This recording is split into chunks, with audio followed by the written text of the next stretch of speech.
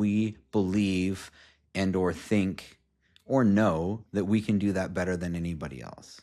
If you can ensure that you can build a system and put somebody into that seat that can do it at 80% of what you do it at, that is success from an employee standpoint. But most founders and or owners in our heads were like, yeah, but I can do that best. So I'm the best at doing that.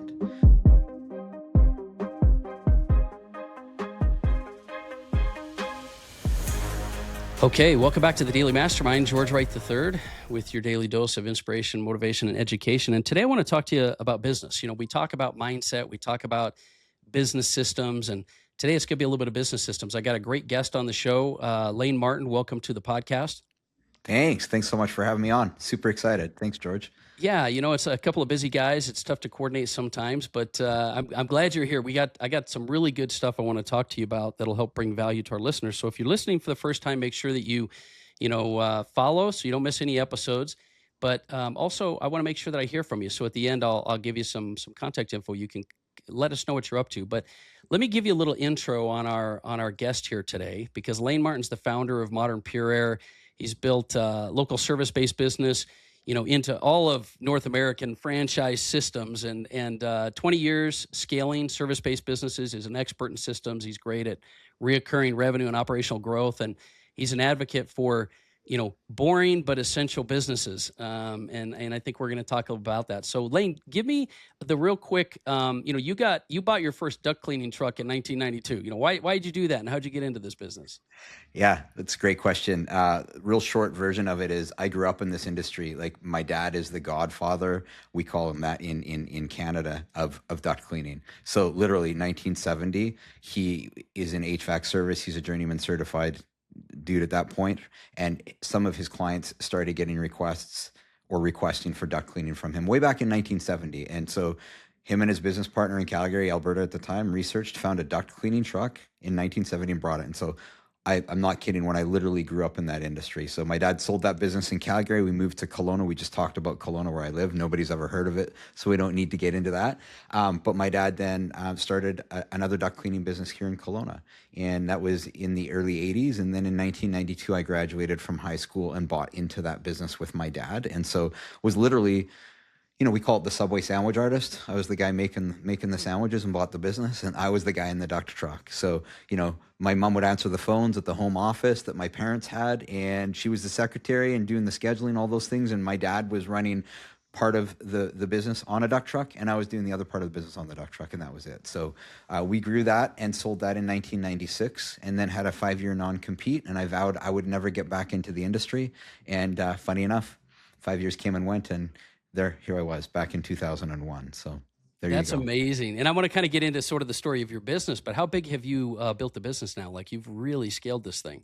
Yeah. In Canada, we've recently grown coast to coast. Canada's a huge country, so we're the largest and only national indoor air quality service provider across the country. So about 38 territories, 22 franchises, just doing, you know, over 20 million in rev and system sales across the country. Just past 13,000 5-star Google reviews. So pretty cool. Excited about that. Yeah.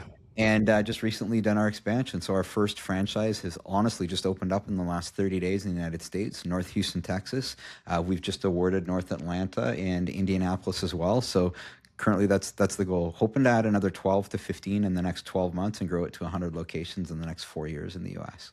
Yeah, it's interesting how, I mentioned it a minute ago, how maybe a boring business or a business you don't think about can create so much success. And I'm curious, when you got back into that business, because you kind of got pulled back in, was it something that you felt when you got back in that you knew you were going to scale, or did you get back in and build? Like, at what point did you realize that this business was something that could scale and really grow to the possibilities you're doing right now?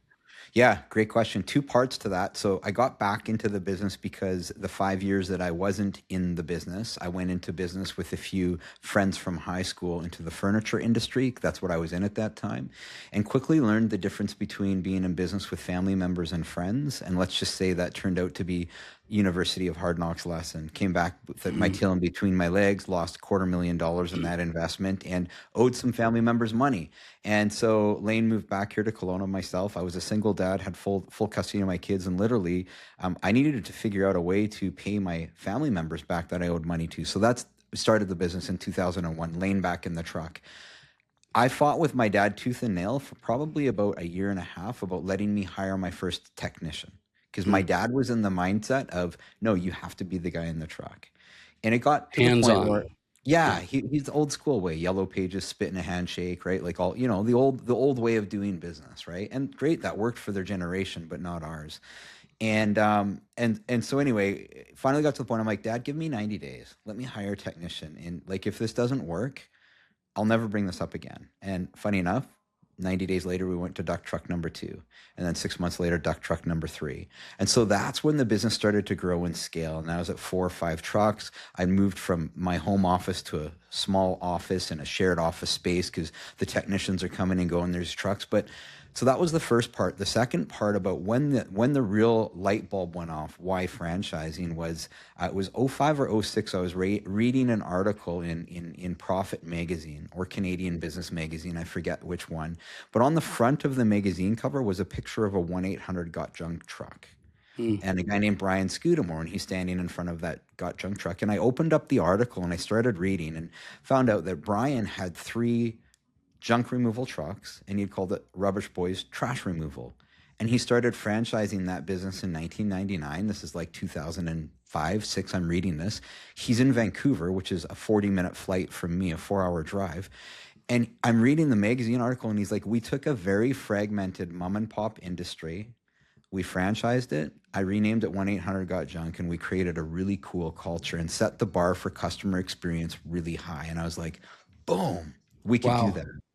And that was it. And so I'd come home every day and talk to my wife, April, about 1-800 Got Junk, 1-800. And she got sick of my whole doing that. So after about 6 months of that, I came home one day and she had gotten through to Brian's assistant and gotten me an hour with Brian Scudamore. And so I got to drive down to Vancouver and sat with Brian at a Starbucks in Vancouver in '06 and just asked him what he did right in franchising the first 5 years and what he did wrong. And from there, I came back and really started to reverse engineer. If we built this to be a national franchise network, what would we do and what wouldn't we do? And that started that whole roadmap and journey of opening my eyes to the bigger, vivid vision that we're executing today. So Yeah, that's amazing because it's so many lessons in that. Now, first and foremost, that you were looking for ideas, like you were open because ideas pass so many people and they just don't get them. But then you went and sought out Brian and yeah, got the mistakes before you went. Because usually most even when you have a great idea, most business owners go and they deal with the mistakes. But it's also interesting that most founders stay operators forever. Like they never really get out of that operator mode. What do you think it was for you that got you out of that besides your just need and desire to make more money? Was there a tipping point for you, or was it that you've always kind of wanted to break out of that being an operator mode? yeah. I think really the short answer is, and if franchise partners of ours are listening to this, they'll laugh because I preach this all day long, is I literally hated the technical work. Like I going in and doing the work and being the hands, the guys on the tools just isn't my forte. I can sell. And so, when I left the industry the first time, got into furniture and furniture sales and did really, really well at building sales teams and coaching sales teams. And that's my superpower, along with I love entrepreneurship and I love coaching entrepreneurs. So short answer is there was no fulfillment with me being on that duct track. Every day I had to log Yeah. tools or go into a commercial business. I loved meeting potential big clients like school district purchasers and building the passion and the vision and selling them on why PurAir to clean all of their schools and facilities. But getting down to the granular and doing the work itself, no, not Yeah, my I cup mean, you of had to tea. do it in the beginning, right? And that's shows that you're Yeah. willing to do it. But most people stay in things that they're competent at, but they're not passionate about. So it's not their unique talent. Yours was obviously scaling. And I'm Yeah. curious because it does take a mindset shift for a lot of people, especially when you're used to coaching entrepreneurs, Yeah. to go from if it's going to be done, I'm going to get it done to I need to pass that baton a little bit. And I think there's two things I want to talk to you about today. One is systems and one is people. Yeah. I guess, by the way, I was going to ask you, what do you think is more important? And people are important, obviously, but Yeah. systems versus talent when it comes to scaling. Systems. all day long, in my Yeah. opinion. Yeah, Yeah. systems. Funny enough, we still preach to this day, and I call it rip off and duplicate R&D with permission. But from Brian and 1-800 Got Junk and OTE Brands, one of their biggest things is it's on their wall in their head office is people don't fail, systems do. Yeah. And it's just so key and critical. And you can have the best brand delivery and the best people, but if your systems don't execute properly, off you go. So yeah, I I really think you believe. nailed that, by the way, because I think even if people, because people are always important, right? But Yeah. without the systems, they can't excel either. They can't go to the next level, and neither will your business. We have a daily huddle in our head office here every day, 5 minutes, 9:55, bell horn rings. We come in, each team member from the division celebrates a win from the day before, and then a frustration and a missing gap. And anytime there's a frustration and a missing gap that gets brought up, so was it the seat holder or is it a system? Because if there's no system in place for why there's that missing gap, then how do we expect that person to actually execute? So I'm with you.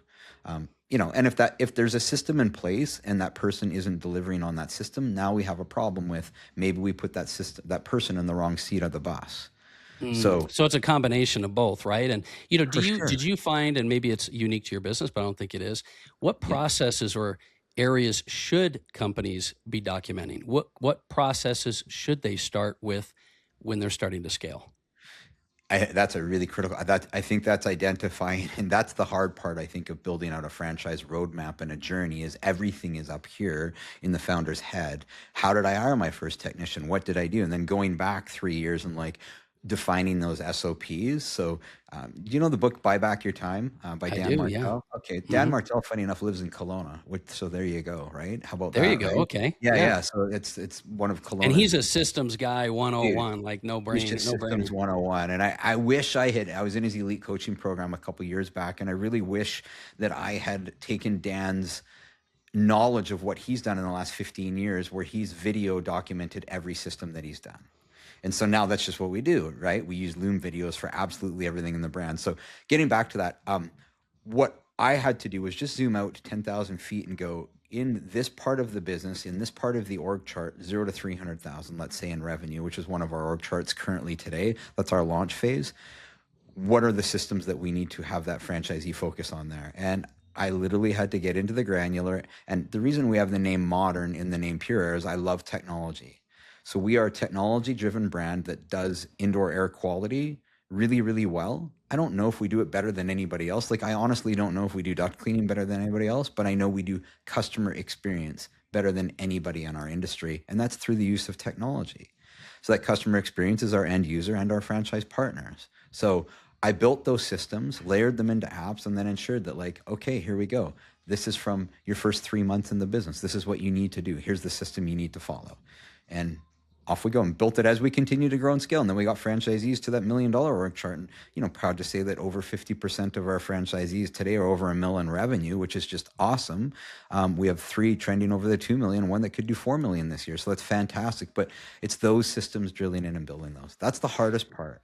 I Yeah, think as a it really founder, it is, and staying consistent with them as well. One of the reasons I wanted you on the podcast, because if somebody's listening to this and they're like, all right, maybe I'm interested in franchising, maybe I'm not. Success leaves clues, and at the end of the day, the reason I wanted to highlight what you're building and the success you've had is it takes a certain mindset to be successful in business. There's also lessons that can be learned, and what I found over time is that when it comes to business, systems can be scaled and duplicated across any industry. I think the intersection is when you find an industry that's boring and no one's in it and they haven't penetrated that market. That's when there's huge opportunity. So totally. this is one of the contexts I just wanted to give our listeners. But I wanted to ask you another question, because Yeah. as you build systems, and we'll get into that a little bit more here, Yep. why do you find it's hard or difficult for most founders or entrepreneurs or business-minded individuals to delegate? Because I'm still a little bit of that bridge between being an operator and really starting to build your business. Why do they have trouble delegating? I think it's that whole thing because we believe and or think or know that we can do that better than anybody else. And I think it's that handoff. Like, I mean, getting back to Dan Martell, one of the things he taught us in business coaching with him is it's the 80%. And if you can ensure that you can build a system and put somebody into that seat that can do it at 80% of what you do it at, that is success from an employee standpoint. But most founders and or owners in our heads were like, yeah, but I can do that best. So I'm the best at doing that. But if you can get somebody at 80% of doing that, that's the win, because it buys back your time and shifts and allows you to go into that superpower mode where you need to be. Where are you the highest value to the organization? And I Yeah, think that's because just your the win, 20% is where you should be putting 80% of your time. No question about it. I do think right? it's I'm glad you answered it the way you did, because I agree. And I think the reason a lot of business owners struggle to delegate is because of their confidence level in getting the job done. But where you have said systems are put in place, it just makes it so much easier, right? For people to be able to, if you have a really good documented system, whether it's a Loom Yep. video or an outline of every aspect. Right now, do you document every aspect of your business? Everything, everything. So And your even confidence could be higher, right, in delegating through those systems? yeah, because then you've set up that person for success. And I actually audit it in a case where I will create a Loom video, run it through Scribe, put it through our SOP channel, upload it, and take somebody that has no idea like anything about PurAir and be like, hey, walk me through this and see if you could perform this. And if they can, that's the win. So then you're like, okay, cool. That can grow and scale. But I think that's also the hard part for us as founders is actually getting into the granular, because in our heads, we've done this. We don't actually want to get in and build it step by step and redo it. So we're like, well, I'll just teach this person under my wing how to do it. And then that person leaves. And again, you're back to reteaching Yeah. this, and it's this ongoing cyclical thing. Because as we get better at what we do, we get worse at some of the things that we should be doing. Yes. Plus, Right? things are changing at the speed of light right now. So the way you've been doing it might not be the best way anyway. So it's funny because I Totally. think business owners, I know I have, overthink the documentation process. And you said it a minute ago. Dan Martell talks a lot about it. He says, just video what you're doing. And with the power of AI now today, I mean, even document it is even easier, right? How do you document your process? I mean, you've already done this with most of your business, but how would Yeah. you recommend for people to document it that maybe don't understand or know what we're talking about with context on the video? Yeah, two great ways we do it. So everything that I do, I Loom. So if it's an SOP or just something I'm wanting to teach, I Loom video it, I tag it, I name it.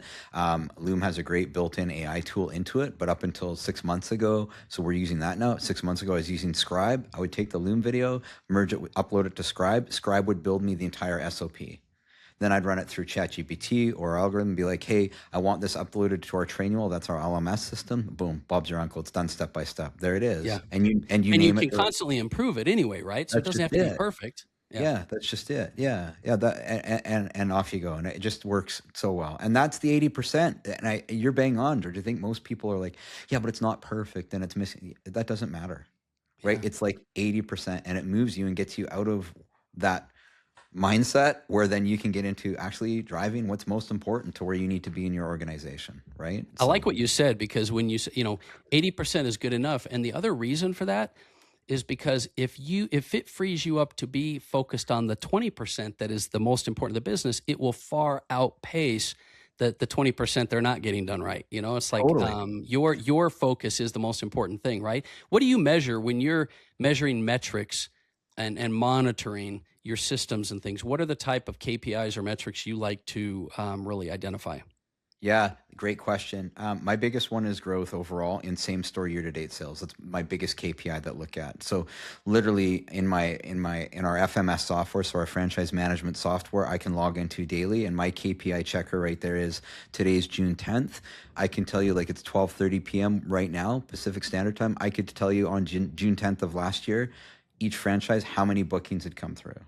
And Mm. so it shows me that first KPI. What's our trend in same store year over year sales? Daily, hourly, weekly, monthly. That's my first trend, because revenue, in my opinion, continues to trump all. That's it. Like, Yeah. as a franchisor, that's what I'm most concerned about is revenue. Number two, profitability. There's some great businesses that continue to grow in revenue, but how are they doing on profitability? And so we've built the back end in where we've built just a really good fiscal modeling tool for our franchisees using an app where it gives them KPIs instantly through their QBO, where they can see all of the markers, what they need to be focusing on their franchise. So is their labor costs in green? And it shows them when they log in. And if it's not in green, why is it not in green for your technician labor, like daily? So they Yeah. can focus on those trends and things. And so we've just built the brand around as entrepreneurs and franchise owners, we can get really focused or derailed on things that we might think are important, but really aren't moving the lever. We've all been responsible and guilty for that. We get an idea and Hmm. then we forget what the real reason was behind the idea. So my KPIs are benchmarked and built on those day-to-day things to keep me focused on those things. And then, honestly, we have a vivid vision, which is it's 10 by 20 blown up on a wall, which is the 3-year blueprint for the business. And my leadership team will come to me with ideas. And if they're not on that vivid vision that I write every 3 years for the brand, we parking lot that. Because that's that derailment again. It's like, hey guys, I built out the blueprint for the Yeah. next 3 years. Where does this fall in line with this? And if it falls in line in the vivid vision, great. Then let's speak on that and talk about if what is our definition of success? And if that's like, well, it's going to increase 2% lift. No, like we need higher impact things. So it's just intentional leadership and doing it the right way with empathy and still creating that culture where people can come to you with ideas is really important. The old lane, as I've gotten older, I think I've gotten better at these things as a leader and continue to. 30, 20 years ago, it's like a hard no, right? Yeah. Now Yeah. it's like, No, let's it's talk about this. it Right? really is. It really is. And you know what? Although there is a lot of advantages of one of the advantages of franchising is that, someone that maybe does struggle with all those types of things can follow a plan, follow a model, follow a system, follow things that are documented, and they don't go down the rabbit hole of ideas, things, or even trying to figure stuff out that doesn't need to Right. be worried about, right? Is that why you would say, franchise? I mean, obviously, this is a businessman, but Yeah. why franchising is such a great opportunity for new owners? Yeah, I think when franchising is done properly and right, and what I mean by that is when the right franchisee is awarded in the right franchise, because there can be misalignment there. There's no doubt about that. Sure. But when those two things make sense, yeah, franchising gives you the opportunity as an entrepreneur to grow much faster and quicker than you ever could independently, because the system has been built for you. So like you're speaking of, a lot of those decision-making fatigue things are done for you where you don't have to R&D it and spend thousands of dollars figuring things. It's done. Yeah. It's done for you. And that's just the key for sure. You learn from the experience, right? Of what others did. And the brand, 20 years ago when we started franchising, our brand is completely different now. Yeah, it's completely different than it was 24 months ago. It just gets better and better and better. That's what AI and technology are doing. So, we talk about franchisees that have been around longer than 5 years and what their experience was in year 1 and 2 in PurAir compared to now. It's night and day difference. So Yeah. it's just, but yeah, that's franchising is powerful when done that way because a lot of those early mistakes are eliminated if the Yeah. system's followed. But Yeah, humans are if doing and it. that's what will help a franchise become, really fast growing and successful as well. And I'm Yeah. curious because you do talk a lot about boring business and why Yeah. why you feel there are opportunities or why are opportunities sometimes better in a boring business. What are your thoughts there? Yeah, I think I call them unsexy or boring businesses. That's just they're the unicorns. They're the unicorns in any industries right now because they're the ones that continue to show amazing opportunity for entrepreneurs. Alex Hormozy speaks about a lot in his coaching and training where doing the boring work, when you put the reps in on doing the boring tasks and the boring work, that's when you win in business. And I think that relates to the boring businesses. We all, 15, 20 years, 25 years ago, I dreamed about owning not a Starbucks, but a coffee shop. There was a great franchise system in Canada here. I thought it sounded great. And I did the exploratory journey. I put the application in and then I started looking through the numbers. I was like, these things don't make money. Yeah.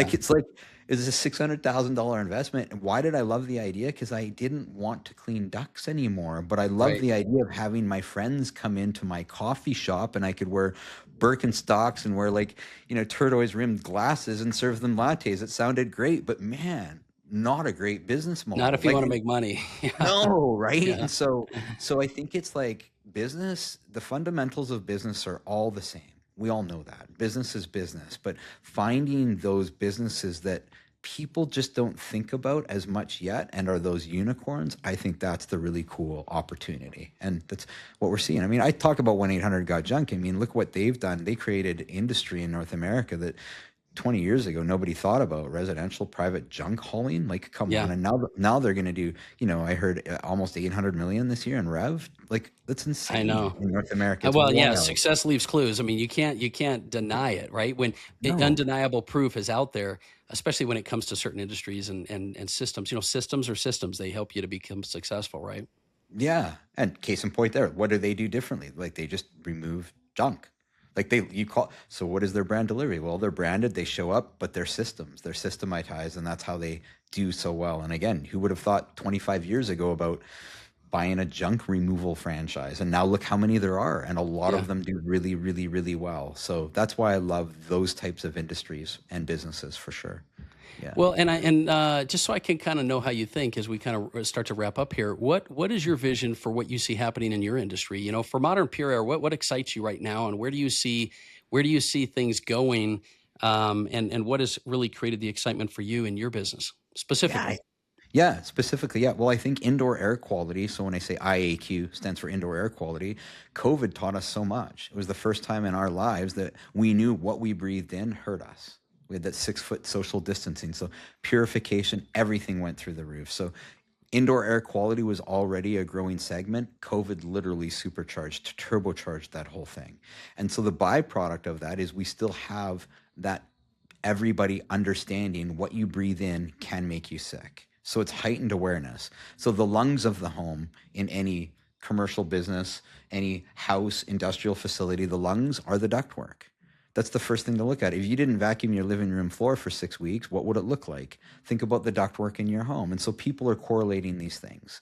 And so IAQ growing, duct cleaning, coil cleaning, dryer vent cleaning, all of the indoor air quality testing, all of the things that we do, what I'm most excited about is we've grown this to be a really great business in Canada. And in the US, there is no coast to coast national player.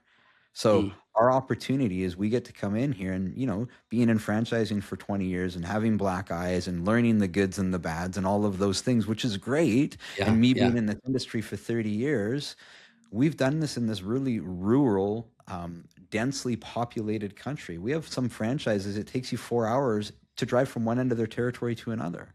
And it's 100,000 people and they're doing more than 1 million in that market. Like, it's insane. So yeah. go to the US. How can we quantify? How can we 10x this, which we will? And that's what I'm most excited about. My vivid vision is 2029, we'll have 100 million in rev and system sales in the US and 75 franchise partners. And I believe we'll get there. So that's the goal. That's great. And I love that you said that because you have a vivid vision. And that is one of the key success factors for a lot of businesses. A lot of owners and founders are like, I have a growth strategy. I know where I want to go. But they really don't have a vivid vision. They really don't know Yep. exactly what that looks like. And it's hard to hit a moving target. So that is Totally. that is so true. Well, listen, Totally. I appreciate you being here with us on the podcast. Before we go, though, a couple things. Yeah. How can people get in touch with you? And is there any Yeah. other last thoughts or pieces of advice and stuff you have for entrepreneurs, business owners, especially if they're looking into franchising? Yeah, for sure. I love that. You get a hold of it, just go to modernpurair.com and you can click on our Fran Dev website, see it, interested in a franchise, fill out a form, and or find me on LinkedIn or Instagram and just reach out and DM me. No problem at all. That's available. People looking at franchising, entrepreneurs looking at franchising, I say this with all of our diligence and discovery. Franchising is a really powerful industry, and there's a lot of great brands out there. When you're looking at a franchise, check everything. Like, uncover every rock. You're making a significant investment into a business model. Make sure it is the right fit for you. That would be my, any gut checks. We all as entrepreneurs, we've all had that gut check. We've learned our gut's never wrong. Gut check that. That's Yeah. what you want to do, right? And make sure. And man, if everything gives you the thumbs up and the franchisor and the franchisee and it makes sense, then go forward and go out and dominate and hit it hard. But that would be my advice. See a Yeah, I lot of do people think that that it's tailored, right? You really do yeah. need to make sure you have the right fit and the due diligence is worth the time for sure. Totally, 100%. Yeah, Yeah. because unfortunately, like any other business, there's also bad franchise systems. There's no doubt about that. So let's Yeah. be honest, right? Yeah, I yeah, yeah, agree. I agree. yeah, Well, thanks, yeah. Lane. I appreciate you being here with us. And No, listen, if you're listening to this, make sure you do me a favor and share the show. And I hope you got some really good value out of it. I hope you were able to get some thoughts around your business, your strategies, your system, the mindset of success. And remember, hit me up on the Daily Mastermind. Let me know what you're dealing with, whether it's struggles or whether it's ideas that you're winning at. I'd love to celebrate those with you as well. And so once again, thanks for joining us. I appreciate you being here. I look forward to talking with you more tomorrow. Have a great day.